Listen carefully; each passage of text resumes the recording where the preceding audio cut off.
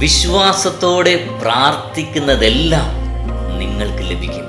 വിശുദ്ധ മത്തായിയുടെ സുവിശേഷം 21 അധ്യായം 22 വാക്യം. ആദ്യമേ തന്നെ നിങ്ങളോടൊരു ചോദ്യം ചോദിക്കട്ടെ. വിശ്വാസത്തോടെ പ്രാർത്ഥിക്കുന്നതെല്ലാം നമുക്ക് ലഭിക്കുമോ? കമന്റ് ചെയ്യണേ. ഉത്തരം ഒന്നേ ഉള്ളൂ, ലഭിക്കില്ല.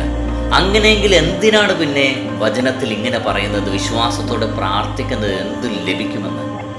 ഒരു മനുഷ്യന് എല്ലാം ആവശ്യമുണ്ടോ? ഇല്ലല്ലേ. എന്നാൽ ഒരു മനുഷ്യന് ആവശ്യമുള്ളതെല്ലാം വേണോ? അത് തീർച്ചയായും വേണോ താൻ. അതാർക്കറിയാം?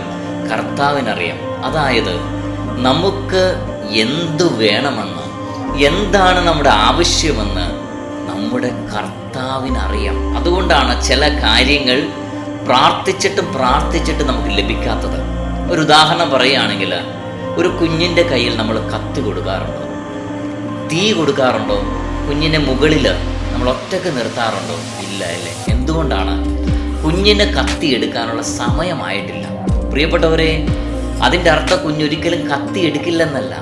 കുഞ്ഞ് നാളെ വളർന്ന് വലുതാകുമ്പോൾ തീർച്ചയായിട്ടും കുഞ്ഞുനാളിൽ എടുക്കാതിരുന്ന കത്തി അവൻ്റെ പല കാര്യങ്ങൾക്ക് വേണ്ടി അവൻ ഉപയോഗിക്കും. തീ അവൻ ഉപയോഗിക്കും. അവൻ ഒറ്റയ്ക്ക് പലയിടങ്ങളിലും നിൽക്കും. അതെല്ലാം ആവശ്യമാണ്. എന്നാൽ കുഞ്ഞിലെ അവൻ്റെ കയ്യിൽ അത് പാടില്ല. കുഞ്ഞ് കത്തിയെടുത്താൽ അപകടമാണ്, കുഞ്ഞ് തീയെടുത്താൽ അപകടമാണ്. ഇത് ആർക്കറിയാം? കർത്താവിനറിയാം.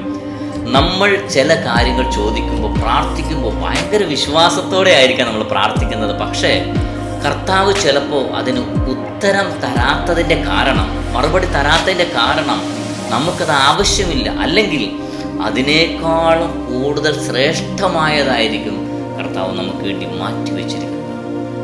അതുകൊണ്ട് നമ്മൾ സങ്കടപ്പെടരുത്. പ്രാർത്ഥിച്ചിട്ടും കർത്താവ് പ്രാർത്ഥന കേൾക്കുന്നില്ലല്ലോ, എന്തുകൊണ്ടാണ് കർത്താവിൻ്റെ പ്രാർത്ഥന കേൾക്കാത്തതെന്ന് പറഞ്ഞ് പ്രാർത്ഥനയെ നിർത്തി കർത്താവിൽ നിന്ന് അകന്നു പോവേണ്ടവരല്ല നമ്മൾ പ്രാർത്ഥിക്കണം.